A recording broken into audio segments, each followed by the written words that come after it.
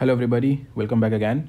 So in this particular video, we are going to go into the GS1 history section. So in the Conquer plan, we are starting with GS1 and in that we are specifically starting with history, right? So in this particular video, we are going to go in detail in depth regarding the history subject, how to prepare it, what are the PYQs associated with it, what is its syllabus, what kind of PYQs are there, how do you have to read it, ठीक है सब चीज़ें देखेंगे. चलो. So if we talk about the general studies 1 history syllabus, these are the 5 kind of topics that you will see. Let us just go through the topics once. So the topic number 1 says salient aspects of art, architecture, literature from ancient to modern times. Okay, what are the salient aspects of 3 things? What? Art, architecture, literature, ancient से लेके modern times तक, which means everything is being covered here, right? From ancient to modern, everything is being covered here. Art, architecture, literature. So how do you have to study for this particular topic? If I talk about resource, I believe that this particular topic comes under the category of art and culture plus ancient and a bit of medieval. Okay, that is what I particularly believe in. When we will see the questions of this particular topic, which we will do now, you will realize what kind of questions keep on coming from this particular topic. Okay, and then as per those questions, we will devise a plan and a strategy to go ahead regarding it. Now the point is that the PYQs have their one particular limitation, which is that they can never be exhaustive. है ना. ऐसा हो सकता है ना कि मान लीजिए पाला से, गुप्ता से, मौर्य से, अशोका से, गंधारा से सबसे क्वेश्चन आ गया, but next year maybe there is a question around for example से विजयनगर, है ना, और फॉर एग्जांपल से चालुक्याज. तो इसलिए हमें PYQs के बियॉन्ड भी पढ़ना है, but the PYQs will give us the entire direction of our preparation. They will also give us dimensions of our answers. ठीक है, तो ये दोनों चीज़ें हम PYQs सभी समझेंगे and then we will implement them when we will be studying the ancient culture medieval thing. Now again, what resource can you use to study this particular topic? See, it is pretty simple. The resource can be your own notes, right? If you have made some handwritten notes, if you are during prelims etc., तो वो सबसे best resource है, because this particular portion of history is content laden. Correct, यहाँ पे content की आपको जरूरत पड़ती है. मान लो ऐसे पूछ लेते हैं कि पाला का क्या कॉन्ट्रीब्यूशन है, तो ऑब्वियस है ना कि भाई हमें कंटेंट की जरूरत होगी, हम तभी वो कॉन्ट्रीब्यूशन बता पाएंगे. बुद्धिज्म का क्या इम्पैक्ट था, तो बुद्धिज्म की रिलेटेड इन्फॉर्मेशन होगी, तभी वो कंटेंट हम दिखा पाएंगे. So the basic thing that is needed is content. So that is why you have to read, and the best part is that the content is here prelims driven. If you have this particular content with you, you are sorted. So if you have your notes, then well and good. If you do not have your notes, I have already posted the notes on the Telegram channel of the Conquer mains batch. You can access those notes. These are like toppers notes. You can easily access them. There are other notes as well. For example, in the YPLP group, I posted last year the ancient medieval culture वगैरह के notes. तो आपको वो refer करने तो वो refer करो, but बहुत ज़्यादा डाइवर्सिफाई मत करना रिसोर्सेज को. Just stick to like one particular kind of notes and then उसमें वैल्यू ऐड करते रहना. अगर आपने अपने खुद के बनाए तो उनको बैक करो, उन पर कॉन्फिडेंस दिखाओ एंड गो विद देम. ठीक है, क्लियर है ये बात. Now let us just go through the PYQs of this particular topic specifically to see कि यहाँ से कैसे क्वेश्चन आते हैं. रेडी, चलिए. So what we will do is we will go through the PYQs of past few years and then we will see कि 2023 में क्या वैसा कुछ पैटर्न रिपीट हुआ है. सबसे अच्छा तरीका यही है ना भाई देखने का, कि पिछले कुछ साल के PYQs देखो और फिर देखो कि अच्छा उसके बेसिस पे उसके जैसा कुछ रिपीट हुआ है क्या. ठीक है, so let us have a look at 2022. For example से 2022 में 3 क्वेश्चंस आए. What are the questions? How will you explain that medieval Indian temple sculptures represent the social life of those days? Now I wanted to focus upon this particular question. क्या बोल रहा है ये? How will you explain that medieval Indian temple sculptures represent the social life of those days? तो देखो, इस हमेशा ना क्वेश्चन की लैंग्वेज पढ़ना शुरू करो. अब प्रीलिम्स में क्वेश्चन की लैंग्वेज पढ़ना सीख गए हो, अब मेंस में क्वेश्चन की लैंग्वेज पढ़ना शुरू करो. मिडाइवल इंडियन टेम्पल की जो स्कल्पचर्स हैं वो रिप्रेजेंट करते हैं social life of those days, उन दिनों की सोशल लाइफ को. मतलब वहाँ की स्कल्पचर्स देख के आप उन जगह की सोशल लाइफ के बारे में बता सकते हो. This is what this particular question is saying. Now the point is that the paragraph here is saying, the question here is saying how will you explain that. आप इसको कैसे एक्सप्लेन करोगे? सो ऑब्वियस सी बात है कि हमें इसको explain करने के लिए एग्जाम्पल्स की जरूरत पड़ेगी और आर्ग्यूमेंट्स की जरूरत पड़ेगी. Correct. So what is the category of question that you put it here? This is a mostly अब हिस्ट्री से कैसे क्वेश्चन आ रहे हैं, fact plus analysis. So even if you know, देखो सबसे पहले आपको क्या पता होना चाहिए कि मिडाइवल इंडियन टेम्पल्स में कैसे स्कल्पचर्स थे, कौन से स्कल्पचर्स थे. सबसे पहले तो आपको ये पता होना चाहिए इसके लिए. Once you know this, you will have to link it to the social life of the people in that particular era. तो देखो इसको करने का बहुत अच्छा तरीका क्या है, that you make a table, है ना, और यहाँ पे आप स्कल्पचर के बारे में बताओ, यहाँ पे बताओ कि कैसे वो सोशल लाइफ को रिफ्लेक्ट करता है. यहाँ पे एक पॉइंट लिखा स्कल्पचर का, यहाँ पे लिखा सोशल लाइफ का रिफ्लेक्ट करता हुआ पॉइंट. बात समझ में आई? So this is how you can go about it. So ये कैसा क्वेश्चन है? See this is not just a direct question जहाँ पे बोल रहे कि मिडिवल इंडियन टेम्पल में कौन कौन से स्कल्पचर होते थे. नहीं, it is saying how did it represent the social life of those particular days. तो ये वाला जो पार्ट है, स्कल्पचर्स वाला जो पार्ट है, ये कहाँ से आएगा? आपके कॉन्टेंट से आएगा. जब अपना कॉन्टेंट रिवाइज करोगे, रीड करोगे. आई अंडरस्टैंड कि लिमिटेड हो सकता है, आपके पास हो सकता है कुछ हो, ज़्यादा ना हो, बट उसको यूज़ कैसे करना है वो हम सीखेंगे आगे. But for now I hope you getting this. Then वो सोशल लाइफ को कैसे एक्सप्लेन करता है, कैन बी रिप्रेजेंटेड. ठीक है, बात समझ में आई. Then 2022 had another question, discuss the main contributions of the Gupta period and the Chola period to Indian heritage and culture. कितने मार्क्स का है ये? 15 मार्क्स का. ऊपर वाला 10 मार्क्स का था. क्या बोल रहा है? मेन कॉन्ट्रीब्यूशंस किसके? Gupta period and Chola period. किस चीज़ में? Indian heritage and culture. इसमें लोग बहुत बड़ी गलती करते हैं, उनको हेरिटेज को वो समझते ही नहीं है कि हेरिटेज क्या है, देन कल्चर क्या है. अगर गुप्ता पीरियड का हेरिटेज पे इंपैक्ट पूछा है, कल्चर पे इंपैक्ट पूछा है, तो ये क्या है एक्चुअली, पूछ क्या रहा है? चोला पीरियड का इंडियन हेरिटेज पे, इंडियन कल्चर पे, सिर्फ कल्चर लिख सकता था ना, फिर हेरिटेज भी तो लिख रहा है. तो वो हेरिटेज वाला पॉइंट लोग मिस कर देते हैं. मैं आपको अभी से ये चीज़ सिखा रहा हूँ, बाद में नहीं बताऊंगा, क्योंकि बाद में आप खुद अपनी गलतियां करके सीखोगे. अभी स्टार्टिंग है इसलिए समझा रहा हूँ, ताकि मतलब पहले से समझा दे रहा हूँ ना. अभी जैसे इन आंसर्स का जब भी डिस्कशन होगा तो आई एक्सपेक्ट कि आप वो गलतियाँ ना करो, बट लेटर डिस्कशन के टाइम पे गलतियाँ समझाऊंगा. पहले से एडवांस में वार्निंग नहीं दूंगा, because I wanted to build those things, I wanted to read this question carefully. ठीक है, तो अब यहाँ से आपको क्या समझ में आया कि आपको इन्फॉर्मेशन से क्या पता चलेगा, गुप्ता पीरियड क्या है, चोला पीरियड क्या है, इनके टाइम पे क्या क्या हुआ. But then your analysis will link it to the contribution on Indian heritage and culture. ठीक है, बात समझ में आ गई? क्लियर है? डिटेल में डिस्कस करेंगे इन क्वेश्चंस को जब इनको लिखेंगे, बट अभी के लिए I wanted to focus upon कि कैसे क्वेश्चंस आते हैं. सो दोनों में क्या सिमिलैरिटी है क्वेश्चन में, इसमें भी और इसमें भी क्या सिमिलैरिटी है? मिडिवल इंडियन टेम्पल स्कल्पचर, ये इन्फॉर्मेशन हो गई. इसका इम्पैक्ट या फिर how does it represent social life, ये एनालिसिस हो गया. Gupta period, Chola period, information, how does it contribute to India's heritage and culture, ये क्या हो गया? इसका इम्पैक्ट हो गया. क्लियर? बात समझ आई? Then last is discuss the significance of the lion and bull figures in Indian mythology, art and architecture. अभी देखो ये वाला जैसा क्वेश्चन था, नोबडी एंटिसिपेटेड इट, है ना. 2022 में जब मैंने मेंस दिया तब मतलब ये क्वेश्चन ऐसे था कि भाई ये कहाँ से आ गया, मतलब ये किसी डिनेस्टी से नहीं है, किसी उस चीज़ से नहीं है, किसी टाइमलाइन से नहीं है. So it was a direct question. और कुछ लोगों ने फिर बाद में लिंक किया कि बिकॉज इंडियन पार्लियामेंट बनाया गया है एंड ऑल ऑफ दैट, तो शायद लायन बुल फिगर इंपॉर्टेंट थे. But the point is that आप एग्जाम में बैठे होते हो तो एग्जाम के अपनी लिमिटेशंस है ना, कितना पढ़ के जा सकते हो and all of that. So see now please read this question, discuss the significance of lion and bull figures in Indian mythology, art and architecture. 3 चीजें बोल रहे हैं ना. लायन एंड बुल फिगर का Indian mythology, Indian art, Indian architecture पे क्या significance है ना. इन फिगर्स का इन माइथोलॉजी, आर्ट, आर्किटेक्चर में क्या सिग्निफिकेंस है. Correct? So this is something that you might not read in your notes and that's okay. ऐसी चीज़ों में आपको सिखाऊंगा कि कैसे बहुत ही लिमिटेड कंटेंट से आप चीज़ें जनरेट कर सकते हो, प्लस कुछ ना कुछ वैल्यू एडिशन ऑफ कंटेंट हम कर ही लेंगे. तो जब वो वैल्यू एडिशन ऑफ कंटेंट हो जाएगा तो आपके पास अब ऐसा कोई क्वेश्चन आता है या फिर इस क्वेश्चन के जो हम लर्निंग्स लेंगे उनको एग्जाम्पल्स में कैसे यूज़ करना है वो आपके पास होगा प्रिपेयर्ड. बट आपको क्या समझ में आया? 3 क्वेश्चन आए इस टॉपिक से, एट मैक्स इतने ही आएंगे, इससे ज़्यादा आएंगे नहीं. 3 क्वेश्चन आए इस टॉपिक से. ठीक है, इन 3 क्वेश्चन में 2 क्वेश्चन ऐसे थे जिनका कॉन्टेंट आपके पास था, आपको एनालिसिस डेवलप करना था. ठीक है, और एक क्वेश्चन ऐसा था जो out of the blue random आया. राइट? इसलिए समझ में आ रहा है, इसलिए मैं जब पहले ओरिएंटेशन लेक्चर में बोल रहा था कि 110 मार्क्स पार करना जीएस में बहुत टफ हो जाता है, तो इसलिए है वो, क्योंकि क्वेश्चंस ऐसे हैं जहां पर आपके पास डायरेक्ट चीज़ें नहीं है, you have to link things. इसीलिए जीएस 2 में स्कोर 120 पार भी चला जाता है और यहाँ पे 110 पार भी नहीं जा रहा है, ये डिफरेंस है.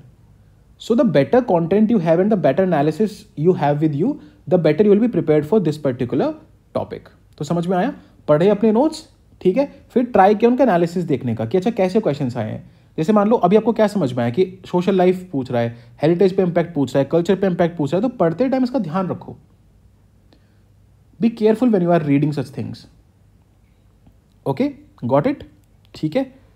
Then evaluate the nature of bhakti literature and its contribution to Indian culture. ये 2021 में देखो जैसे इस टॉपिक से एक ही क्वेश्चन आया है, evaluate the nature of bhakti literature and its contribution to Indian culture. अब इसमें जो मिस्टेक करोगे आप वो तब समझाऊंगा जब करोगे, बट अभी के लिए द क्वेश्चन इज रिगार्डिंग भक्ति लिटरेचर, ठीक है। ये क्या है, इंफॉर्मेशन हो गई, एंड इसका कॉन्ट्रीब्यूशन टू इंडियन कल्चर, ये एनालिसिस हो गया।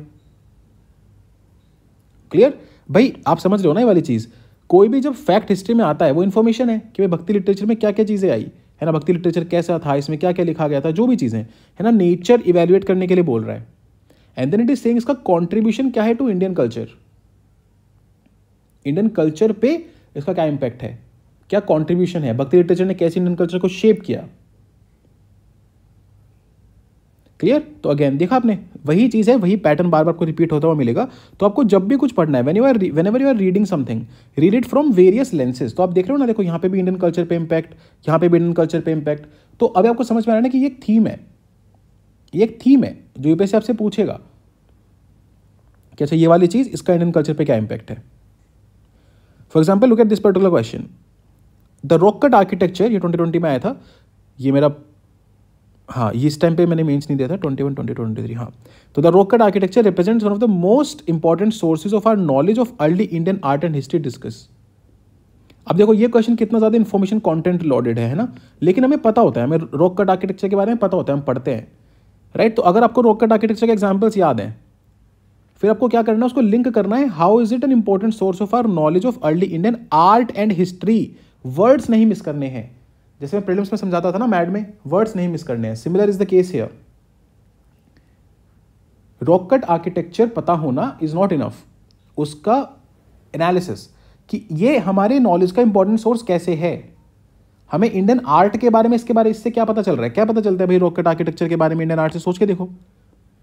देन हिस्ट्री के बारे में क्या पता चलता है, कब आया पहला रॉक कट आर्किटेक्चर, वो कैसे डेवलप हुआ, किस तरीके से उसमें इवोल्यूशन हुआ, उस इवोल्यूशन से हम उस आर्ट और हिस्ट्री के बारे में क्या जानते हैं, कौन कौन सी आर्ट्स हमें मिल जाती है linked with rock cut architecture. तो ये सब इंफॉर्मेशन है linked with the analysis of it, linked with the analysis of it. बात समझ आई, ठीक है, got it. I hope this is absolutely clear with you.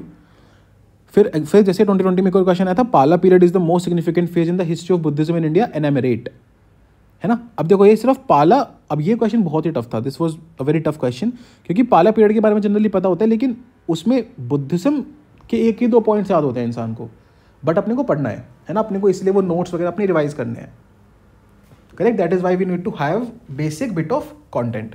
अच्छा, किसी के पास अगर ये लग रहा है कि नोट्स नहीं है और ऐसा कुछ है, तो आप अपना ल्यूसेंट भी रिवाइज कर सकते हो। Lucent also has a lot of information, बस उसके साथ साथ हम एनालिसिस को डेवलप करेंगे, ठीक है। I hope this is clear. Indian philosophy and tradition played a significant role in conceiving and shaping the monuments and their art in India. देख लो, art in India, Indian art, Indian culture, वही दो तीन चीजें हैं, उन्हीं को theme wise पूछ रहा है। Indian philosophy and tradition, India की फिलोसफी, इंडिया का ट्रेडिशन, इसने सिग्निफिकेंट रोल प्ले किया इन शेपिंग इंडियाज मॉन्यूमेंट्स। तो क्या क्या समझा यहां पे, क्या पूछ रहा है यहां पे, फिलोसफी ने कैसे मॉन्यूमेंट्स को शेप किया, क्या पूछ रहा है, फिलोसफी ने कैसे मॉन्यूमेंट्स को शेप किया और उनकी आर्ट को, और उन मॉन्यूमेंट्स की आर्ट को भी शेप किया, कैसे, डिस्कस करो, बताओ हमें कैसे किया, कब किया, कहां किया, दिखाओ हमें, एग्जांपल्स के साथ दिखाओ, क्यों किया, कैसे किया। So whenever you are reading something, don't just limit yourself to having information. Information prelims में जरूरत थी, हो गया, अब मेंस है एनालिसिस का मजा। जितना अच्छा एनालिसिस आप अपने दिमाग में डेवलप कर पाते हो, लिंकेजेस डेवलप कर पाते हो, मैंने बोला था आपको कल कि स्टार्टिंग में लगेगा टफ, इट्स ओके, कोई बात नहीं, ये सब चीज़ें सेटल डाउन हो जाएंगी।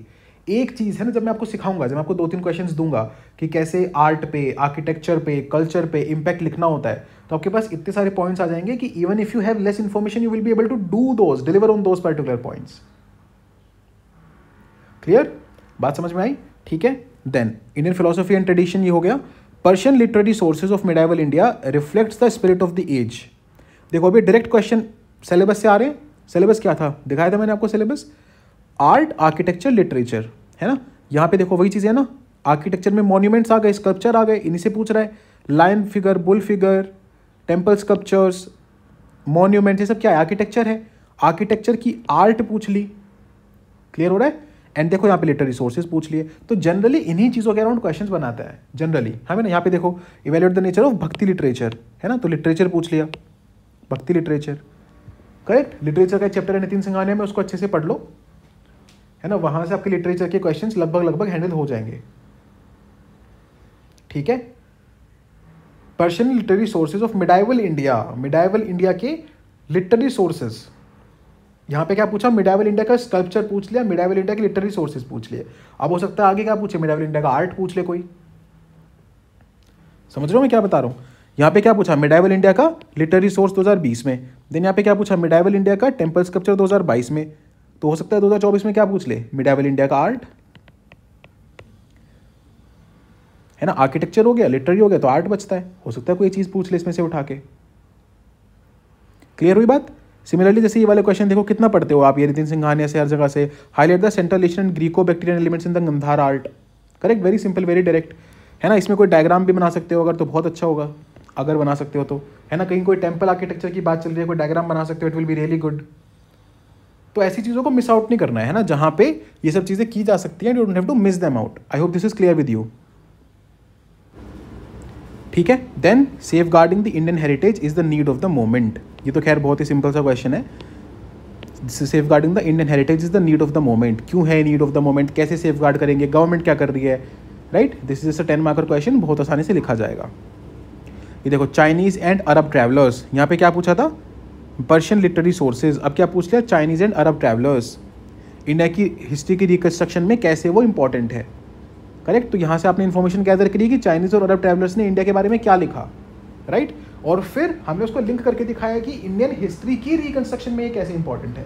जैसे अरब ट्रैवलर्स ने इंडिया की टेक्नोलॉजी के बारे में मान लो लिखा है, तो हमने बताया कि भाई जैसे ये पर्टिकुलर अरब ट्रैवलर आए थे, इन्होंने इंडिया की टेक्नोलॉजी के बारे में ये बोला. And this helps us in reconstructing India's history.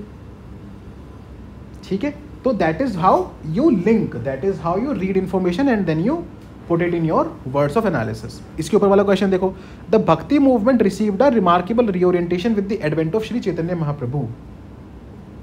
सोचो कितना टफ होगा 2018 के लोगों के लिए पर्टिकुलर क्वेश्चन लिखना. 2017 वाला क्वेश्चन देखो, how do you justify the view that the level of excellence of Gupta numismatic art is not at all noticeable in the later times? How do you justify? लोगों को बहुत मतलब इसमें ना बात यह है कि हिस्ट्री में एनालिसिस ना इतना जल्दी पकड़ में आता नहीं है.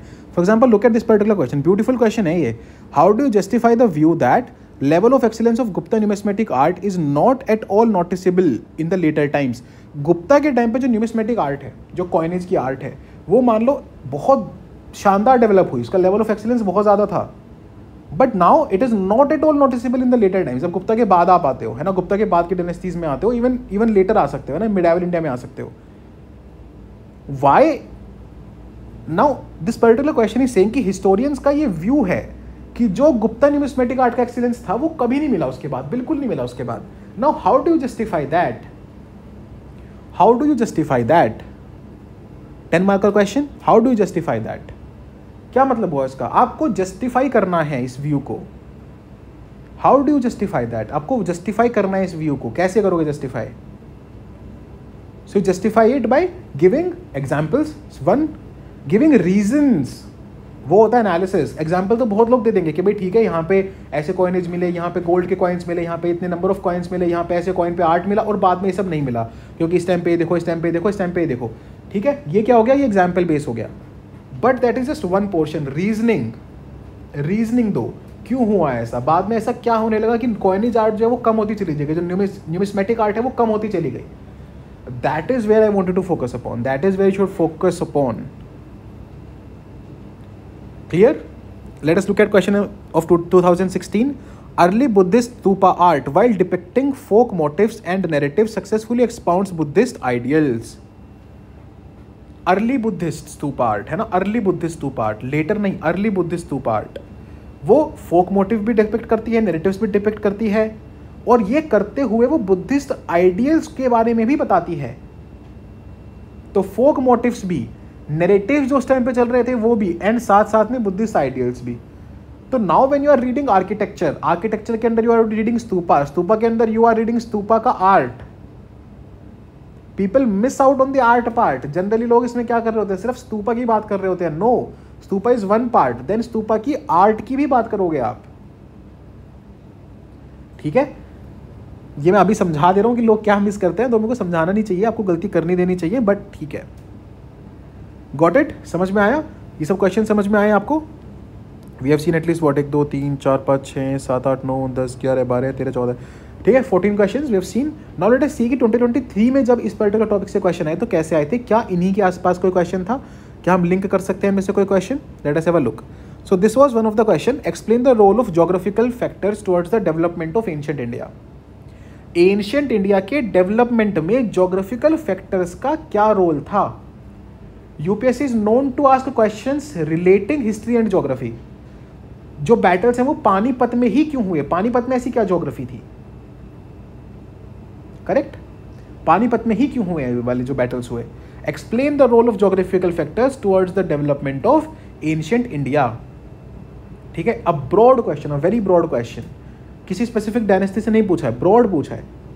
जैसे लायन बुल वाला क्वेश्चन आ गया ना, एकदम ब्रॉड आ गया कि पूरे एंशिएंट इंडिया को, पूरी माइथोलॉजी को कवर कर दिया एक ही पर्टिकुलर डायमेंशन से, वैसे ये यहाँ पे है। So now I teach you इसमें कि ज्योग्राफिकल फैक्टर्स आप कौन कौन से इमेजिन कर सकते हो, and then how to link them to the development of ancient India. Questions are mostly linkages, mostly geographical factors आपने उठाए, उनको लिंक किया to the development of ancient India. बात समझ आई? कैसे? ये वाला geographical factor, number 1, point number 1, geographical factor how it is relating to development of ancient India. 2 3 4, correct? बात समझ आई? Then what was the difference between, चलो ये तो मॉडर्न से आ गया, मॉडर्न का बाद में देखेंगे। देन दिस क्वेश्चन, ये क्वेश्चन आज सुबह ओरिएंटेशन लेक्चर में डिस्कस कर ही रहा था आपसे। What are the main features of Vedic society and religion, do you think some of the features are still prevailing in Indian society. ये मैंने डिटेल में आपसे डिस्कस किया सुबह के ओरिएंटेशन लेक्चर में। तो देखो यहाँ पे भी क्या है, main features of Vedic society and religion is your content, and do you think some of the features are still prevailing in Indian society. अभी भी है क्या उनका इंपैक्ट, अभी भी दिख रहे हैं क्या, इज द एनालिसिस पार्ट। तो आपका थिंकिंग पैटर्न वैसे रहना चाहिए, जो मैं इंफॉर्मेशन गैदर कर रहा हूं मैं उसको एनालिसिस में कैसे टर्न कर सकूं। समझ आया? Then this was another question from this particular point. मैंने बोला था ना 3 क्वेश्चन ही आएंगे। What were the major technological changes introduced in the Sultanate period, how did those technological changes influence the Indian society. देख लो, same to same, same to same, correct. Difference क्या है, ये पूछ रहा है कि जो टेक्नोलॉजिकल चेंजेस आए, इसमें क्या पूछा है इसने कि देखो ये भी बहुत क्रूशियल चीजें हैं जो आपको ध्यान देनी है। यहां पे इसने पूछा कि वैदिक सोसाइटी के जो फीचर्स थे वो आज कितने मिलते हैं, आज उनका कितना कॉन्सिक्वेंस, कितना इंपैक्ट देखने को मिलता है। एंड यहाँ पे in question number 12 what it is saying is उस पर्टिकुलर टाइम की सोसाइटी पे क्या चेंजेस आए। गलती क्या करेंगे लोग, आज के इंडियन सोसाइटी के बारे में लिखाएंगे, नहीं, उन तकनीकी बदलावों ने भारतीय समाज को कैसे प्रभावित किया था, है ना, उस टाइम की सोसाइटी पे क्या चेंजेस आए। What were the major technological changes introduced in the Sultanate period. देखो टेक्नोलॉजी को लिंक कर ही दिया इसने, मेरे को लग ही रहा था कि टेक्नोलॉजी से आया हुआ क्वेश्चन आ गया। Technological changes introduced in the Sultanate period, सल्तनत पीरियड जब आया है ना, मिडाइवल में आ रहे हैं हम, सल्तनत पीरियड आ गया, टेक्नोलॉजिकल चेंजेस क्या आए, एंड उस टाइम की सोसाइटी को उसने कैसे चेंज किया, कैसे इन्फ्लुएंस किया। 15 मार्कर है, सोच के देखो कितने पॉइंट्स लिखने पड़ेंगे। तो ये पॉइंट जनरेशन अपने को सीखना है ना, जब भी ऐसे कोई वर्ड आ जाए, इन्फ्लुएंस, इंपैक्ट, कैसे पॉइंट्स हम जनरेट कर सकते हैं, क्विक उनको कैसे रिलेट कर सकते हैं with the information that we have, this is what will be learning here. तो क्या समझ में आया? If I ask you to summarise this entire thing, तो हमको क्या समझ में आएगा? Let us see what we will be getting. So if I teach about this first particular topic, you read from your sources, right? You read from your sources. Yeah, hi, sorry, मैं जो last बात बोल रहा था उसको दोबारा repeat करता हूँ because there was some technical glitch, तो मुझे बीच में लेक्चर को पॉज करना पड़ा था. Let me address that again. So I was saying कि अगर मैं समराइज करूँ that how do you have to prepare this first topic, this topic of salient features of art, architecture, literature. So इसमें ना modern times वाली बात पे मत ध्यान देना, क्योंकि वो मॉडर्न में आप अलग से प्रिपेयर करोगे ही, right. So do not worry about that अभी. एंड मॉडर्न से ऐसा कोई मॉडर्न की आर्ट के ऊपर क्वेश्चन आया भी नहीं है, to be very honest. So don't give your time and attention to this particular aspect. Ancient उठाओ, मिडाइवल उठाओ, आर्ट एंड कल्चर उठाओ, रीड करो. PYQs बताई दिए मैंने आपको किस तरीके के आ रहे हैं, उनके ओरिएंटेशन से हमेशा रीड करते रहो. देखो मैं आपको बहुत सिंपल सी बात बताता हूँ. कोई भी आप लेक्चर उठा के देखोगे ना जहाँ पे आपको art and culture, ancient, medieval पढ़ाया जा रहा है, ये लिंकेज ना आपको कोई करा ही नहीं सकता, ये फिर कोई करा नहीं रहा है, टू बी वेरी ऑनेस्ट. क्योंकि ये ऐसी चीज़ है ना जो शायद थोड़ी सी डेवलप करी जाती है. जब क्वेश्चन पूछ लिया जाता है उसके बाद आपके दिमाग में आता है कि अच्छा ऐसा क्वेश्चन भी बन सकता है. When the question is asked only then you are thinking that such a question can be framed and made. Okay, so my personal suggestion and my personal opinion is that do it now on your own as much as possible. जितना भी कर पा रहे हो. ऐसा नहीं कि आप बहुत ही एक्सपर्ट बन जाओ, कोई PhD कर लो इस चीज़ में, नॉट लाइक दैट, वैसी कोई बात नहीं बोल रहा हूँ. But be a bit oriented कि आपको जब पढ़ना है तो हल्का सा एनालिटिकल बेंट ऑफ माइंड रख के पढ़ना है, जस्ट दैट. बाकी फिर जब PYQs में डिस्कस करूंगा तो उसमें इतने डायमेंशंस आपको मिल जाएंगे सॉरी, रियली सॉरी, इतने डायमेंशंस आपको मिल जाएंगे कि टेंशन ही खत्म हो जाएगी. ठीक है, डन. ये वाली बात समझ में आई. देन PYQ के डिस्कशन से जो लर्निंग्स लेनी है वो लर्निंग्स लो. सुबह वाला ओरिएंटेशन देखा है ना, वही फ्लो चार्ट है as it is, and then you will be done with your thing. Value addition करते रहना है ना. जो भी नोट्स आप अपने बना रहे हो या रेफर कर रहे हो, जो नोट्स मैंने प्रोवाइड किए आपको चैनल पे या किसी और टॉपिक के, किसी और रैंकर के, कहीं के भी आप नोट्स देख रहे हो, उसमें वैल्यू एडिशन कर लेना थ्रू द PYQ डिस्कशन. ये ज़रूर कर लेना. डन. बात समझ में आ गई? क्लियर है? चलो, एक टॉपिक सॉर्ट हुआ, दूसरे पे आते हैं. ये दोनों टॉपिक्स हैं मॉडर्न इंडिया के. They comprise of modern India. What are the topics? Let's just read them once. Mid 18th century से लेके प्रेजेंट तक सिग्निफिकेंट इवेंट्स क्या हुए हैं, पर्सनैलिटीज़ कौन सी रही हैं और इश्यूज़ क्या आए हैं. मिड 18th सेंचुरी से प्रेजेंट तक. And the second is then freedom struggle. Various stages, important contributors from different parts of the country. These two topics comprise of modern India. जब यहाँ पे प्रेजेंट बोल रहा है ना, तो इस प्रेजेंट को मतलब don't think of it as D-Day, है ना. दिस इज नॉट, ये पोस्ट इंडिपेंडेंस का टॉपिक नहीं है, वो यहाँ पे है अलग से. तो ये प्रेजेंट यहाँ पे हल्का सा मतलब मिसनोमर टाइप है. मिड 18th सेंचुरी से लेके मतलब मॉडर्न इंडिया. तो मॉडर्न इंडिया में क्या सिग्निफिकेंट इवेंट्स हुए हैं, क्या पर्सनालिटीज़ रही है, क्या इश्यूज़ हैं, एंड फ्रीडम स्ट्रगल. तो इस पूरे को rather than going tit by tit, let us just take it and imagine it to be what, imagine it to be modern India. ये पूरा मॉडर्न इंडिया के स्पेक्ट्रम से देखते हैं. मॉडर्न इंडिया के स्पेक्ट्रम से मतलब लेंस से देखते हैं. Let us try and look at the questions of this particular topic. So for example, if you look at the questions that came in 2022.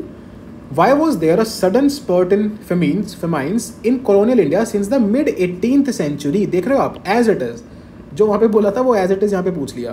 तो mid 18th century के बाद के क्या थे सिग्निफिकेंट इवेंट पे क्वेश्चन था ना, तो वही सिग्निफिकेंट इवेंट पूछ लिया कि भाई फेमाइंस क्यों बढ़े, उसके रीजंस दो. कोई भी इंसान बिना मॉडर्न इंडिया का कंटेंट रिवाइज किए इस आंसर में अच्छे पॉइंट्स नहीं लिख पाएगा. You will always have to revise the existing content of your modern India.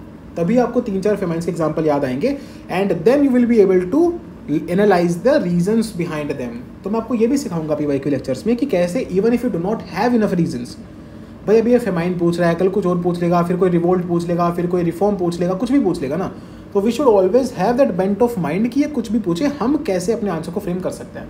That is absolutely important. ठीक है, बात समझ में आई. Then why did the armies of the British East India Company mostly comprising of Indian soldiers win consistently against the numerous and better equipped armies of the Indian rulers. Indian rulers की better equipped और ज़्यादा लोगों की army थी, still British India company जीत गई. क्यों ऐसे बार बार जीत गई, क्यों ऐसे? गिव रीजंस, है ना. रीजंस देने आपको. बहुत डायरेक्ट क्वेश्चन है, बहुत डायरेक्ट क्वेश्चन है ना, इसलिए 10 मार्क्स का है. डायरेक्ट क्वेश्चन हमेशा 10 मार्क्स में आते हैं generally direct question are of 10 marks. तो ये भी 10 मार्क का, ये भी 10 मार्क का, यही रीज़न है इसका. ठीक है, आई होप ये चीज़ समझ में आ रही है. तो ये क्या आप पढ़ते हो ना, यू रीड इट. तो देखो, अभी मान लो आपने स्पेक्ट्रम में ये पढ़ा कि ब्रिटिश आर्मी जो थी, the British India army, the British East India company army, उसके क्या फीचर्स थे. है ना, हाउ वॉज इट बेटर, तो आप ये कब पढ़ते हो, जब आप फ्रेंच आर्मी से उसका कंपेरिजन करते हो तब पढ़ते हो, जब आप ब्रिटिशर्स इंडिया में क्या इंट्रोड्यूस कर रहे थे वो पढ़ते हो तब पढ़ते हो। तो जितने भी आपके पास ब्रिटिश आर्मी के पॉइंट्स हैं, है ना, क्या क्या पॉइंट्स होते थे हमारे पास, जितना मैं टॉप ऑफ द हेड याद कर पा रहा हूँ, बेटर गवर्नर जनरल हो जाना, बेटर एम्यूनिशन हो जाना, बेटर पे स्ट्रक्चर होना, बेटर ऑर्गेनाइज होना इनटू रेजिमेंट्स एटसेट्रा एटसेट्रा, जो जितनी भी चीज़ें, नेवी वगैरह। तो जितनी भी हम ऐसी चीज़ें याद कर पाएँ through the content that we are reading in Spectrum, through the content that we are reading in revising our modern India के नोट्स, उसको हमें लिंक करना है टू इंडियन रूलर्स। तो आप डायरेक्टली नहीं भी पढ़ रहे हो then also it's okay, but what I want to focus upon here is कि बिना मॉडर्न हिस्ट्री की वो चीज़ें रिवाइज किए there is nothing new under the sun. मेरा एक बहुत फेमस बहुत फेवरेट शो है सूट्स करके, उसका एक डायलॉग है, there is nothing new under the sun. तो वैसी ही बात है, मेंस के लिए हल्ला मचा होता है कि सेपरेट नोट, बट मुझे आप बताओ कि इसके लिए आपको क्या सेपरेट नोट चाहिए प्रीलिम्स के नोट्स के अलावा, खुद से पूछ के देखो। Let's not focus upon what other people are saying, let's focus upon our common sense. सही है बात? चलो let us look at question number 26। Bring out the constructive programmes of Mahatma Gandhi during non cooperation movements and civil disobedience movement. Simple है ना, दो चीज़ों के बारे में पूछ रखा है तो ऑब्वियसली थोड़े से मार्क्स बढ़ जाएंगे। कैसे करना है आपको, नॉन कॉपरेशन मूवमेंट ये constructive programme, civil disobedience movement ये कंस्ट्रक्टिव प्रोग्राम, है ना। Bring out the constructive programmes of Mahatma Gandhi during NCM CDM, correct है। तो अब ये तो हो गया सिंपल, ये तो हो गया कंटेंट। इस कंटेंट को ब्यूटीफुल ऑर्गेनाइज कैसे करना है वो मैं सिखाऊंगा लेक्चर में। कैसे कंस्ट्रक्टिव प्रोग्राम्स को हम कैसे ऑर्गेनाइज कर सकते हैं। कंस्ट्रक्टिव प्रोग्राम फॉर किसके लिए, फॉर द बेटरमेंट ऑफ से Dalits, constructive programme for the betterment of caste, for the betterment of religion as in Hindu Muslim unity के लिए कंस्ट्रक्टिव प्रोग्राम, लिकर कम कराने के लिए constructive programme, sufficiency self sufficiency swadeshi बढ़ाने के लिए कंस्ट्रक्टिव प्रोग्राम। तो हम क्या कर सकते हैं, हम उनको ऑर्गेनाइज कर सकते हैं इनटू हेडिंग्स, डिवाइड कर सकते हैं into headings, that is what I call division, है ना। मैं आपको 4 Ds दूंगा आंसर राइटिंग के, तो आपको समझ में आएगा what I am talking about here. Division, dimension, diagram, एक चीज़ और होती है। तो ऐसे करके मैं आपको समझाऊंगा कि किस तरीके से there is a like plethora of things that you can do within an answer. वो आप पहले से सीख लोगे तो आपके लिए एग्जाम में इंप्लीमेंट करना आसान होगा, नहीं तो मुश्किल होगा।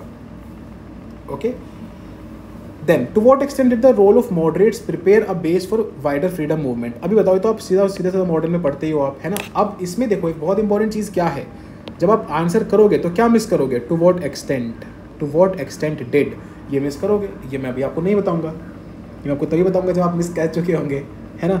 तो जब आपको बोल रहा था ना कि मैं 3-4 साल से आंसर राइटिंग करा रहा हूँ, मुझे पता है कि आप लोग क्या गलतियाँ करके आओगे, इसीलिए आपको डिस्कशन के साथ में ही समझ में आ जाएगा कि what mistakes you are doing and how do you to improve upon that.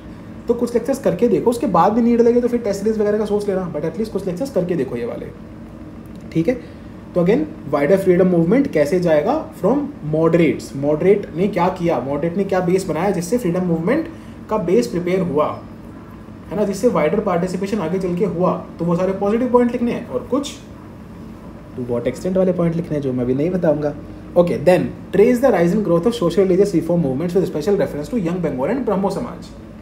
अभी देखो सोशल रिलीजियस रिफॉर्म मूवमेंट से क्वेश्चन आ गया, है ना। उसके राइज एंड ग्रोथ पे क्या करना है, उसको ट्रेस करना है ना। ट्रेस करना है मतलब देखना है, अच्छा इस टाइम पे ये हुआ, इस टाइम पे ये हुआ, इस टाइम पे ये हुआ, with special reference to young Bengal and Brahmo Samaj. तो यंग बंगाल में क्या हो रहा था, क्या कर रहे थे हेनरी साहब, ब्रह्मो समाज में क्या कर रहा था कौन, तो उनका फोकस लेते हुए, उनको एग्जाम्पल्स की तरह यूज करते हुए ट्रेस करना है rise and growth of social religious reform movements को। क्लियर? इवेंट है ना, इवेंट से है क्वेश्चन। देखो पर्सनैलिटी से क्वेश्चन, इवेंट से क्वेश्चन, और पर्सनैलिटी के ग्रुप मतलब किसी ग्रुप के कॉन्ट्रीब्यूशन से क्वेश्चन। तो जनरली ये कुछ चीज़ों पे आपके क्वेश्चंस आते रहेंगे। लॉर्ड कर्जन है ना, उनकी पॉलिसीज़ को इवैल्यूएट करो, उनके लॉन्ग टर्म इंप्लीकेशंस बताओ नेशनल मूवमेंट पे कैसे रहे। तो जब भी इंप्लीकेशन आया तो हमें ध्यान क्या रखना है, वहाँ पे हम क्या ध्यान रखेंगे, इंप्लीकेशन में भी पॉजिटिव नेगेटिव का ध्यान रखना है, इवैल्यूएशन में भी पॉजिटिव नेगेटिव का ध्यान रखना है। Got it? क्लियर? ठीक है। फिर since the decade of 1920s the national movement acquired various ideological stands and thereby expanded its social base. तो देखो अब जितने भी क्वेश्चंस हैं, ये क्वेश्चन सारे एक्चुअली वही मॉडर्न हिस्ट्री के गुनी चुने टॉपिक्स में से ही हैं। देयर इज नथिंग लाइक कि बहुत ही एक्स्ट्रा ऑर्डिनरी कुछ पीएचडी लेवल चीज़ पूछ रहे हैं, वो उनके रिक्वायर्ड नहीं है। वो ये देखना चाहते हैं कि आप ढंग से प्रोसेस कर पा रहे हैं क्या, आप जो पढ़ रहे हैं उसको प्रोसेस कर पा रहे हैं क्या। देखो मैंने आपको एक लिंकेज दिखाता हूँ, मेरे साथ रहना। See this linkage, let me change the colour of my pen. See ये वाला क्वेश्चन पढ़ो। Since the decade of the 1920s national movement acquired various ideological strengths and thereby expanded its social base. ठीक है, now read this question.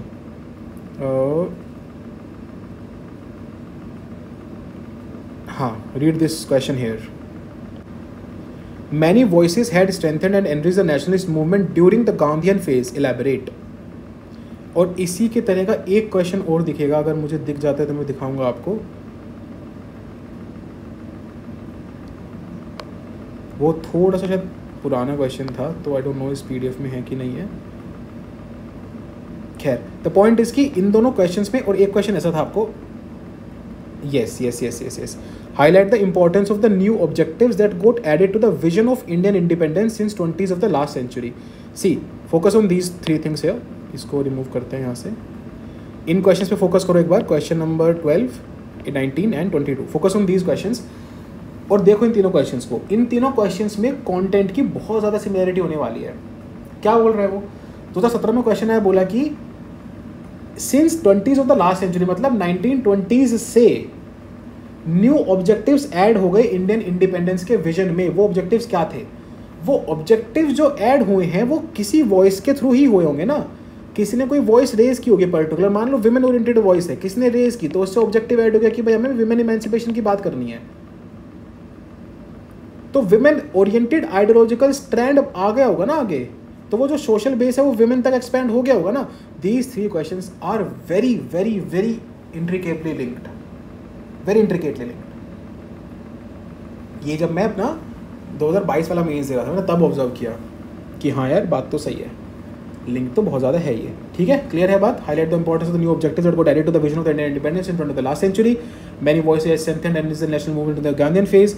Since the decade of the 1920s, the national movement acquired various ideological stands and thereby expanded its social base. Clear? तो जब आप इस तरीके से पढ़ते हो ना, जब आप PYQs का इतना ज़्यादा अच्छे से एनालिसिस करते हो, तब आपको समझ में आ जाता है कि यार लिमिटेड चीज़ें पढ़नी है, उसको लिखना आना चाहिए.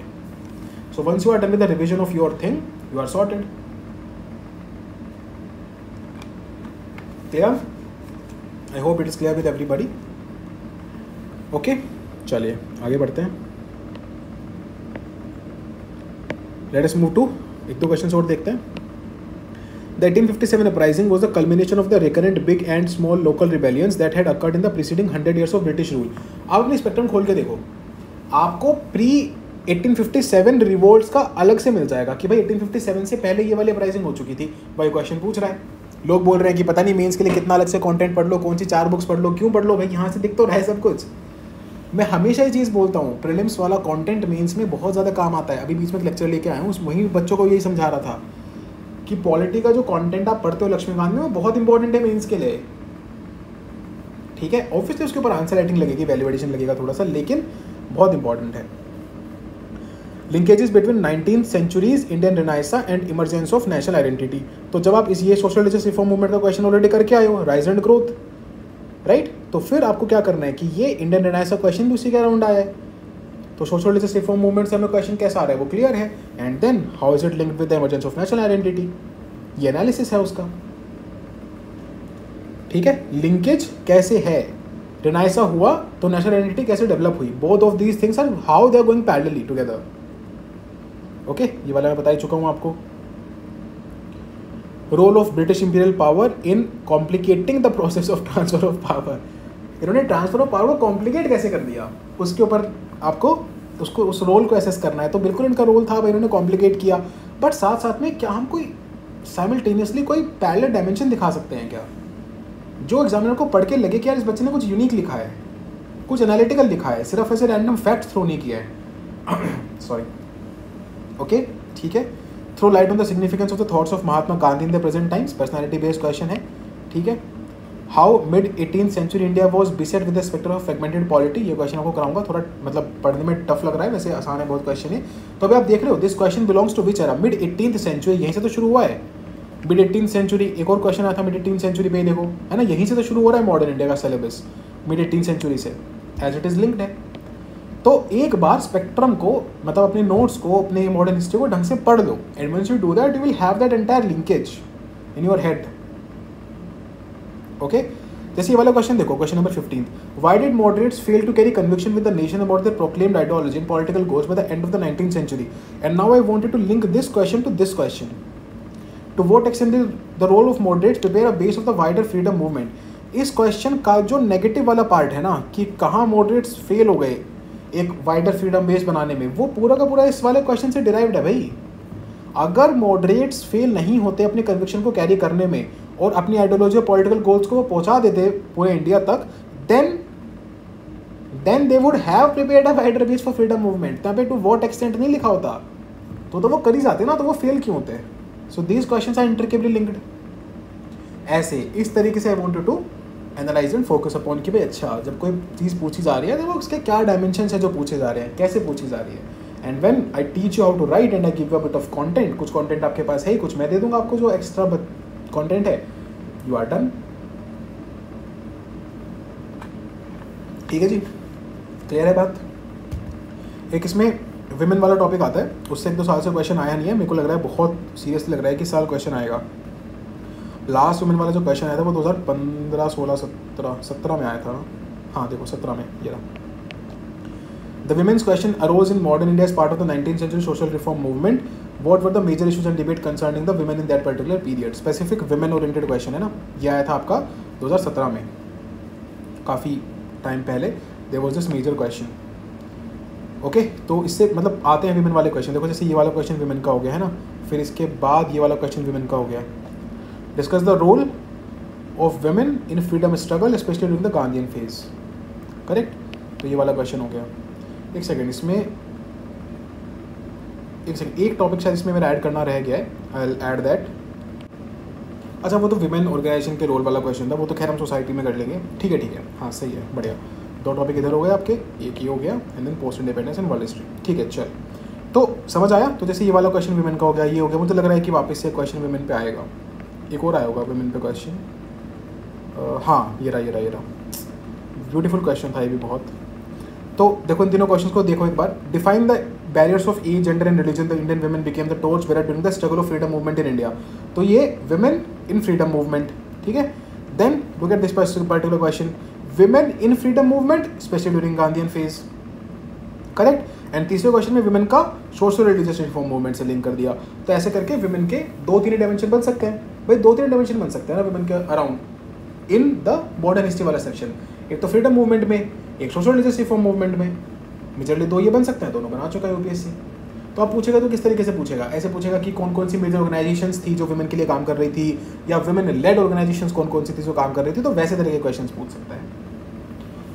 Okay, clear. आई होप थोड़ा आपको समझ में आया कि मॉडर्न हिस्ट्री के लिए आपको, अब जैसे मैं उसका समराइज कर रहा था, if I have to summarise it again for modern history, then what would I say कि अपना मॉडर्न हिस्ट्री का जो भी बेसिक कंटेंट है, बेसिक स्टैंडर्ड कंटेंट है, वो पढ़िए। बीट स्पेक्ट्रम, बीट आपने कोई और बुक पढ़ी है तो कोई और बुक, या फिर कोई नोट्स आपके पास है तो वेल एंड गुड, है ना। नोट्स तो आर ऑलवेज प्रेफरेबल। वो पढ़ते टाइम हमेशा PYQs को आपको अपनी साइड में रखना है और देखते रहना है कि अच्छा PYQs किस तरीके से पूछे जा रहे हैं। हर तरीके का PYQ आपके दिमाग में होना चाहिए, है ना। विमेन से आए तो विमेन के 3 PYQ पता होने चाहिए। सोशल रिलीजियस रिफॉर्म मूवमेंट कैसा PYQ है, गांधीयन फेज कैसा PYQ है, मॉडरेट्स कैसा PYQ है, ट्राइबल कैसा PYQ है। हमेशा PYQs आपके दिमाग में होने चाहिए। फॉर एग्जाम्पल, अच्छा हाँ, before doing that let me also show you कि what were the questions from modern India that were asked this particular year. देखो जैसे ये पूछा, what was the difference between Mahatma Gandhi and Rabindranath Tagore in their approach towards education and nationalism. मैं बता रहा हूँ, सुभाष चंद्र बोस जी के साथ भी एक क्वेश्चन लिंक करके पूछा था। ये रहा, देखो, highlight the difference in the approach of Subhash Chandra Bose and Mahatma Gandhi in the struggle for freedom. और यहाँ पे स्पेसिफिकली किस चीज़ के रिगार्डिंग पूछ लिया, एजुकेशन और नेशनलिज्म में गांधी और टैगोर जी का डिफरेंस, ठीक है, इन देयर अप्रोचेस। तो रिमेंबर दिस। अब मान लीजिए एक साल क्या आ सकता है, सुभाष चंद्र बोस एंड वल्लभ भाई पटेल का आ सकता है, सॉरी ये जवाहरलाल नेहरू एंड वल्लभ भाई पटेल जी का आ सकता है, या फिर महात्मा गांधी एंड वल्लभ भाई पटेल जी का आ सकता है। मतलब ऐसे कोई भी लिंक करके they can be question asked. तो ऐसे कुछ चीज़ें हम एक्स्ट्रा पढ़ लेंगे ताकि थोड़ा सा प्रिपेयर्ड रहे। हालांकि देखो कोई प्रेडिक्शन नहीं है ना, कुछ नहीं पता हमें। जैसे किसी को नहीं पता था कि रविन्द्रनाथ टैगोर पूछ सकते हैं, या फिर सुभाष चंद्र बोस पूछ लिया तो नहीं पता था। ऐसे मान लीजिए वल्लभ भाई पटेल पूछ लेंगे, ज़्यादा आइडिया नहीं होगा। फॉर एग्जाम्पल जैसे भक्ति मूवमेंट में एक साल श्री चैतन्य महाप्रभु पूछ लिए, है ना। अब हमें पता नहीं हो सकता है, एक साल शंकराचार्य पूछ लिया, रामानुजाचार्य पूछ ले, तो हमें बहुत ज़्यादा मतलब कंक्रीट आइडिया होता नहीं है ना। तो हम उस चीज़ को उतना ही फोकस देंगे जितना नेसेसरी है, उसके डेप्थ में नहीं चले जाएंगे। वो डेप्थ ऑप्शनल के लिए बचा के रखो, है ना। ऑप्शनल मुझे श्री चैतन्य महाप्रभु पढ़ने हैं, वो मैं अलग से पढ़ूंगा, that's a different thing. Cool, ठीक है। चलो अगला देखते हैं। Bring out the socio economic effects of the introduction of railways in the different countries of the world. ये तो खैर चलो मतलब this is not entirely modern India, ये थोड़ा सा वर्ल्ड लेवल पे रेलवेज वगैरह का क्या लिंकेज हो गया, तो this kind of world history के इंडस्ट्रियलाइजेशन के टॉपिक में थोड़ा सा इसका आइडिया दे दूंगा, बट खैर भी अभी तो देखा एक ही क्वेश्चन आया मॉडर्न इंडिया से ये वाला 10 मार्कर में, और एक क्वेश्चन आया था 15 मार्कर में ये वाला। How did the colonial rule affect the tribals in India and what was the tribal response to the colonial repression. तो कॉलोनियल रूल का ट्राइबल पे अफेक्ट और ट्राइबल का रिस्पॉन्स ऑन कॉलोनियल, और अल्टीमेटली इसमें से क्या निकल के है वो आपका एनालिसिस हो जाएगा जो आप एक्स्ट्रा ऐड करोगे। ठीक है, टॉपर को डिस्कशन दूंगा ना जब तक समझ में आएगा कि कैसे लिमिटेड कंटेंट के साथ वही टॉपर्स उन्हीं आंसर्स को मल्टी डायमेंशनल वे में लिख रहे हैं। वही चीज़ हमें करके आनी है, वही चीज़ हमें सीखनी है। Okay, I hope this is clear. Modern India के क्वेश्चन समझ में आए। तो देखो जैसे इस पर्टिकुलर ईयर में मॉडर्न इंडिया के जो क्वेश्चंस थे वो वैसे वाले डायमेंशन से नहीं आए कि स्वदेशी से या गांधीयन फेज से। एक क्वेश्चन तो ये बहुत ही मतलब अनप्रेडिक्टेड है ना, और ये वाला जो क्वेश्चन है ट्राइबल मूवमेंट से आ गया। तो सोशलिस्ट रिफॉर्म मूवमेंट पढ़ रहे हैं, ट्राइबल भी पढ़ लिया। अब जैसे इस साल हो सकता है प्रेजेंट मूवमेंट से कोई क्वेश्चन आ जाए, करेक्ट, तो प्रेजेंट मूवमेंट थोड़ा सा पढ़ के रखेंगे। इसीलिए बोल रहा हूँ इरेस्पेक्टिव, जैसे मैंने बोला था ना इस लेक्चर की बिल्कुल स्टार्टिंग में लाइन बोली थी कि PYQ की एक लिमिटेशन होती है कि उसका जो स्कोप होता है ना वो ऑल इनकम्पासिंग नहीं हो सकता कभी भी कि हर एक दुनिया की हर एक चीज़ कवर कर ली, नहीं।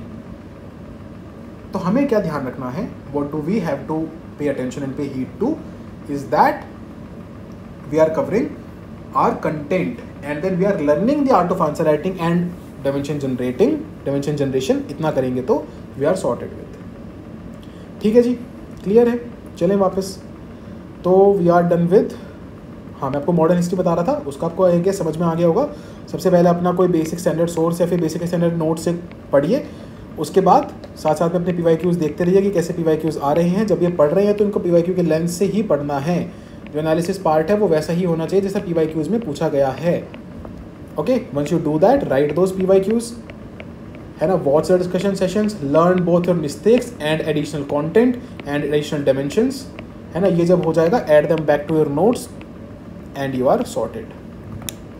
ठीक है जी, सुबह जो फ्लो चार्ट समझाया था वही है एज इट इज, कुछ भी चेंज नहीं किया मैंने अपनी बात में अभी तक।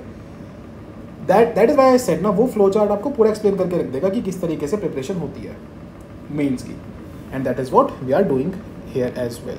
चलिए, post independence consolidation and recognition with the country, बहुत ही मतलब ऐसा टॉपिक है जिससे बहुत कम क्वेश्चंस पूछे जा रहे हैं। कई साल से कोई क्वेश्चन नहीं आया, बट इससे थोड़ा सा कवर कर लेंगे। फॉर एग्जांपल अगर आप देखोगे तो question came in 2022, 2021, look at the question, दोनों क्वेश्चन लगभग सेम मिलेंगे आपको। क्या क्वेश्चन है, political and administrative recognition of the states and territories has been a continuous organic process since the mid 19th century.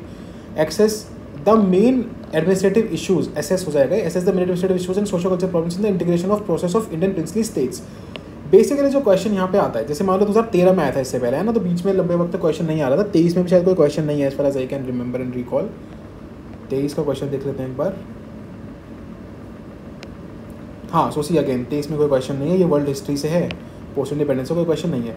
तो पोस्ट इंडिपेंडेंस में सिर्फ एक ही चीज़ याद करनी है, वो है भाई स्टेट्स का रिऑर्गेनाइजेशन, क्योंकि देखो सिलेबस में भी वही लिखा है। क्या लिखा है सिलेबस में, post independence consolidation and reorganisation with in the country.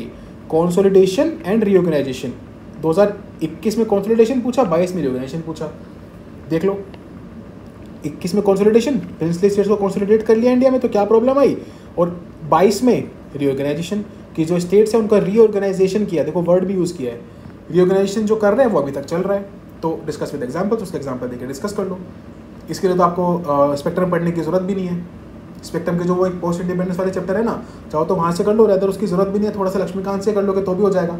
But खैर even if you want you can do that. More over मैंने नोट्स ऑलरेडी प्रोवाइड कराए हैं, और एक और मेरे पास मतलब अगर थोड़ा किसी को और थोड़ा सा डिटेल में पढ़ना है तो I can give one material also जो स्पेसिफिकली से पोस्ट इंडिपेंडेंस के रिगार्डिंग ही है। You will do that and you will be sorted.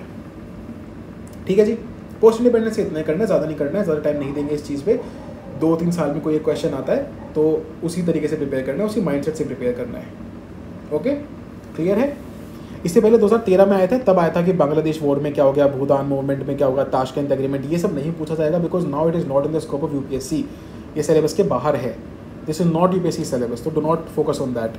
बस 2 ही चीज़ें हैं, कंसोलिडेशन एंड रीऑर्गेनाइजेशन, इसीलिए यहाँ से कम क्वेश्चन आते हैं क्योंकि ज़्यादा है ही नहीं। Then this is the last topic, 18th century events इसमें इवेंट इसने बता भी रखे हैं। तो जैसे ये मतलब टॉपिक का नाम क्या है, history of the world will include events from 18th century such as industrial revolution, world war, redrawal of national boundaries, colonization, decolonization, political philosophies like communism, capitalism, socialism, and their forms and effect on society. ठीक है, तो जैसे socialism के form होते हैं ना, Marxism, Leninism, फलानानिज्म, डिमाकानिज्म, वो सब चीज़ों की बात कर रहे हैं। तो that are forms and effects on Indian society, on the world society, sorry, on the society in general, right. This is a world history का पोर्शन। तो वर्ल्ड हिस्ट्री के क्वेश्चन देख लेते हैं एक बार कैसे आते हैं। 2021 में क्वेश्चन आया था, there arose a serious challenge to the democratic state system between the two world wars। क्या बोल रहे हैं, देखो, दो वर्ल्ड वॉर के बीच में जो डेमोक्रेटिक स्टेट सिस्टम था उसको काफ़ी चैलेंज झेलना पड़ा। It was challenged. How was it challenge, क्या हुआ होगा दो वर्ल्ड वॉर के बीच में, बताओ मेरे को। वर्ल्ड वॉर 1 और वर्ल्ड वॉर 2 के बीच में ऐसा क्या हुआ होगा, कुछ राइज हुआ होगा, कुछ चीज़ होगा। हिटलर का राइज हुआ होगा, मुसोलिनी का भी राइज हुआ होगा, किसी भी लीडर का, है ना, छोड़ दो, मैं मतलब let's not focus upon name. कुछ ऐसी आइडियोलॉजीज का राइज हुआ होगा जिन्होंने डेमोक्रेटिक स्टेट सिस्टम को हैम्पर किया होगा, correct. And you have to evaluate this statement. What does that mean, कि कुछ पार्ट ऐसे भी होंगे वर्ल्ड के जहाँ पे डेमोक्रेटिक स्टेट सिस्टम ज़्यादा स्ट्रेंथन हो रहा होगा। लुक एट इंडिया, हमारे यहाँ पे वोटिंग राइट्स बढ़ाए जा रहे थे यार। मैं आपको सारी चीज़ें अभी बता दूंगा, फिर आपको लेक्चर्स में मज़ा नहीं आएगा यार। मेरे साथ यही दिक्कत है, when I am teaching mains ना, मेरे को लगता है कि मैं ऐसे पूरा एनालिसिस दे दूँ। खैर ठीक है, समझ में आई बात। तो दिस इज वन क्वेश्चन। तो वर्ल्ड वॉर सिलेबस में था, वर्ल्ड वॉर के बीच की चीज़ पूछ ली। Explain of the foundation of the modern world were led by the American and French revolution. तो देख लो, यहाँ पे इसमें बोला था कि किस तरीके से रिवोल्यूशन के राउंड क्वेश्चन आ सकते हैं, इंडस्ट्रियल रिवोल्यूशन, बाकी रिवोल्यूशन, तो रिवोल्यूशन से क्वेश्चन पूछ लिया। फिर जैसे डीकोलोनाइजेशन प्रोसेस से स्पेसिफिकली क्वेश्चन है। ये क्वेश्चन आप यार मतलब पता नहीं प्रिपेयर कर सकते। ये क्वेश्चन कैसे एड्रेस करने हैं वो मैं आपको सिखाऊंगा। वो एक बिल्कुल ऐसे मैजिक ट्रिक टाइप की चीज़ है, तो वो कैसे करते हैं वो मैं सिखाऊंगा आपको, कि कैसे वो जो प्रॉब्लम्स हैं डीकोलोनाइजेशन की, वो क्या प्रॉब्लम्स हैं, कैसे एड्रेस होनी है, क्या था, वो सब चीज़ें आपको बताऊंगा, है ना। फिर दोबारा देखोगे तो इंडस्ट्रियल रिवोल्यूशन पे क्वेश्चन है। तो बेसिक सी बात यह है कि there will be various things, various questions it can be asked from world history, but there is only a limitation to what you can prepare. For example, this year there was a question on world history, ये bring out the socio economic effect of introduction of railways in different countries of the world. भाई किसी ने नहीं पढ़ा ये, ठीक है, और तब भी लोगों के मार्क्स आते हैं। तो इस चीज़ को लेकर बहुत चिंता नहीं करनी है, ऐसे क्वेश्चंस को लिखना सीख लेना है बस, कि हम कैसे सीख सकते हैं। तो rather than focusing upon countries of the world, what I will teach you how to focus upon the socio economic effect and then link it to introduction of railways. India से चोरी करना सिखाऊंगा, मतलब बेसिकली, और नहीं वैसे नहीं, मतलब इंडिया के कॉन्टेक्स्ट से चोरी करना सिखाऊंगा, इस ये वाले क्वेश्चन में भी और ये वाले क्वेश्चन में भी, ये वाले क्वेश्चन में भी, ठीक है। आई टीच यू दिस।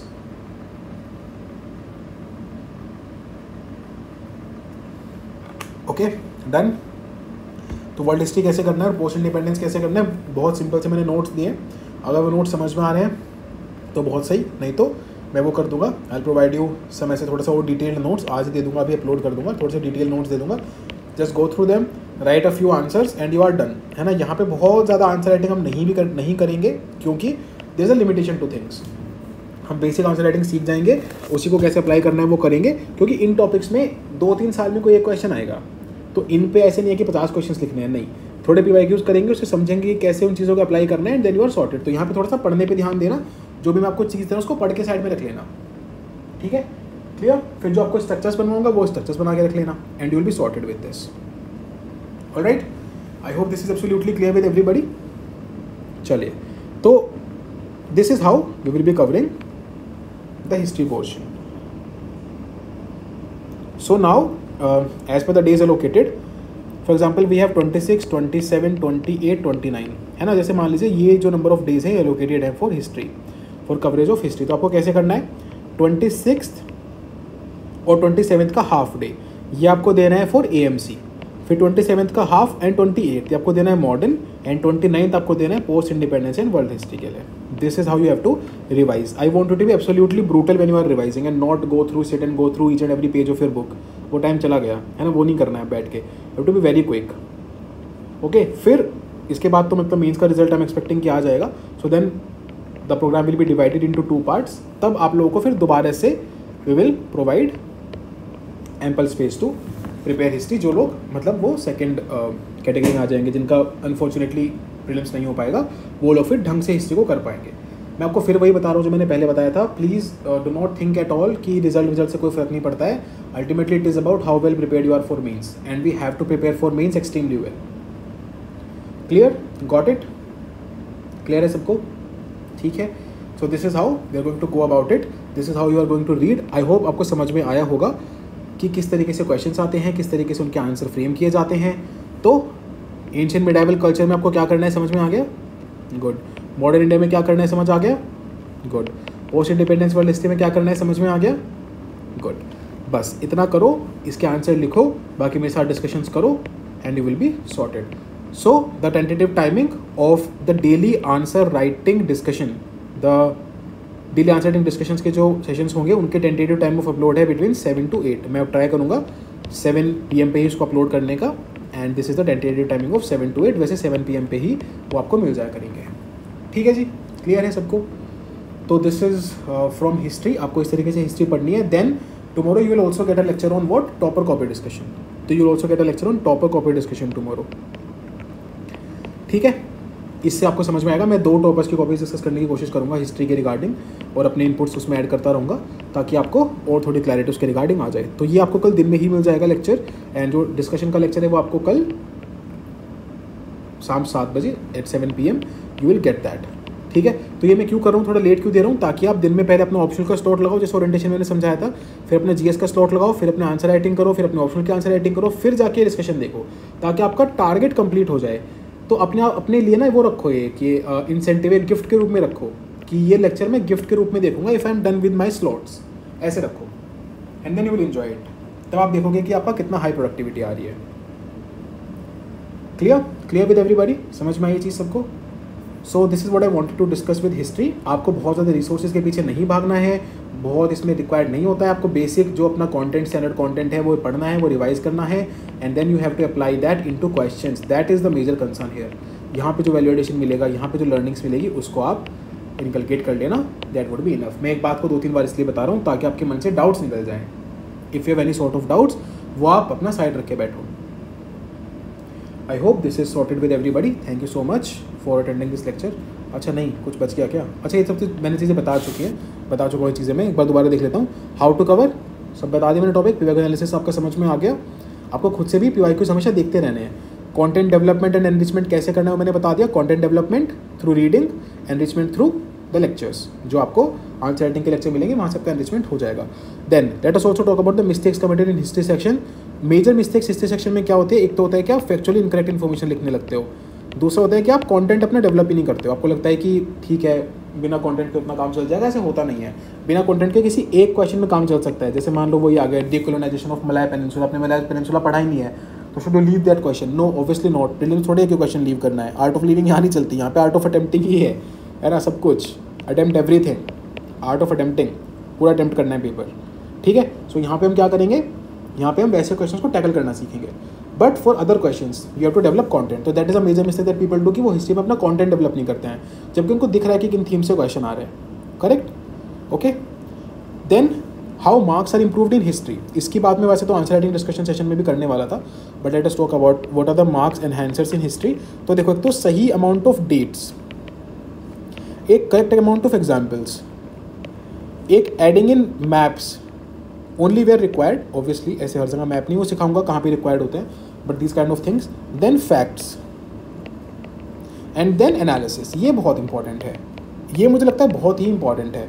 कुछ अपना एनालिसिस उसमें ऐड करना, अपने मतलब obviously we're not a historian, तो पढ़ा हुआ एनालिसिस उसमें ऐड करना, that is very helpful. These are things that enhances और improves your marks in the history portion. ठीक है, मैप्स के साथ मतलब कोई डायग्राम अटैच कर लो। It is pictographic, basically pictographic है ना, पिक्टोग्राफिक वैल्यू एडिशन। तो डायग्राम हो जाएगा कोई, जैसे वो होते हैं ना डायग्राम्स होते हैं, ये सब चीज़ें टेम्पल आर्किटेक्चर वगैरह के जैसे डायग्राम्स होते हैं, है ना। कोई कॉइन्स का कोई डायग्राम आपको दिमाग में आ रहा है, ऐसी चीज़ें जो पिक्टोग्राफिक रिप्रेजेंटेशन है। फिर जैसे कुछ फ्लो चार्ट्स, तो मैं ये सब चीज़ें बनाना सिखाई दूंगा आपको, यू विल हैव देम। तो ये चीज़ें हैं। ठीक है जी, आई होप ये सबको क्लियर है। This is clear with everybody. This is how we will go about well will be doing the history section. Okay, done.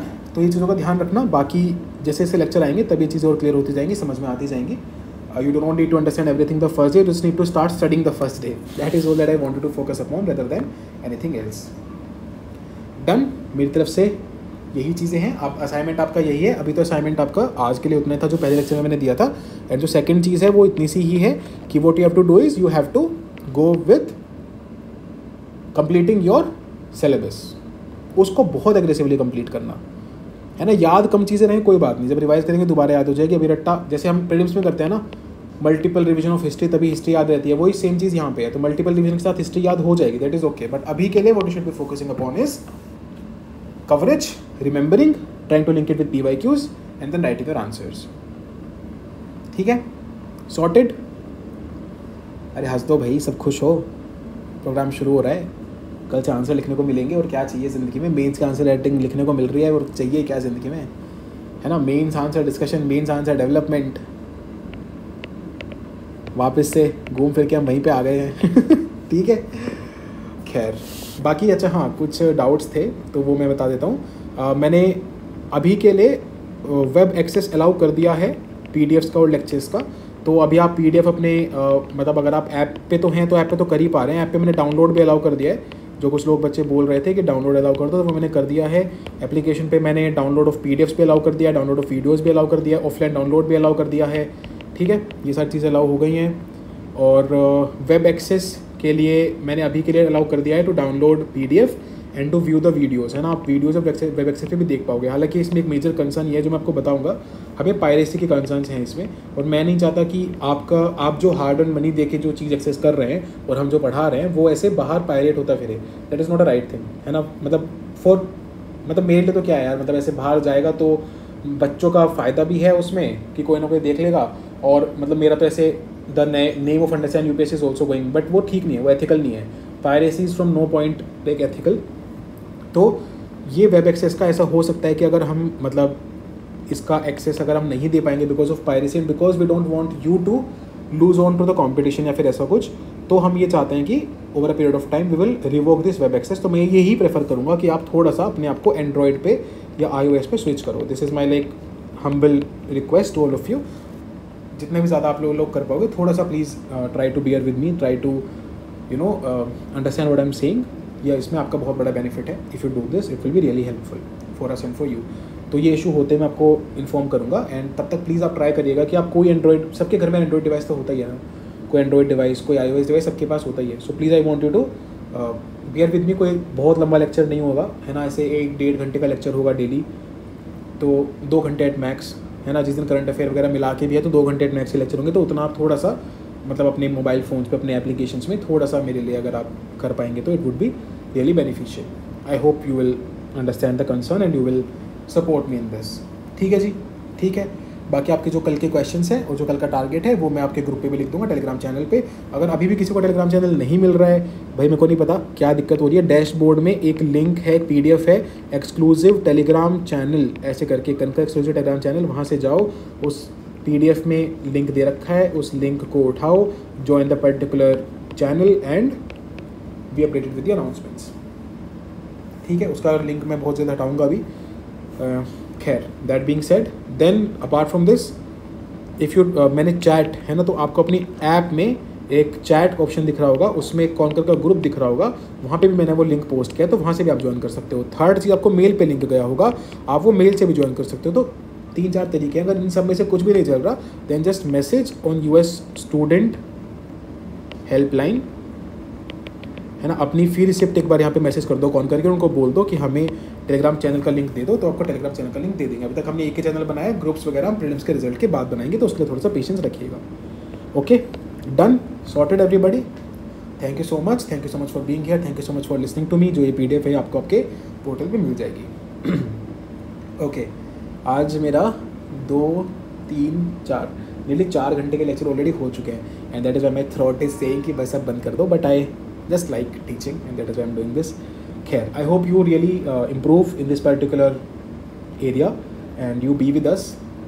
और अगर आपको कहीं भी लेक्चर अच्छा लगे तो प्लीज़ मतलब मैं बोलता नहीं था ये, लेकिन because there has been some negative propaganda against us, तो मैं एक रिक्वेस्ट कर रहा हूँ आप लोगों से कि अगर आपको लेक्चर्स अच्छे लगे, समझ में आए, तो प्लीज़ जाके अपने सर्कल्स में ये बात बोलिएगा, है ना. Please just don't keep it to your self, at least बोलेगा कि नहीं यार कैसा समझ में आ रहा है आपको, that is important for us.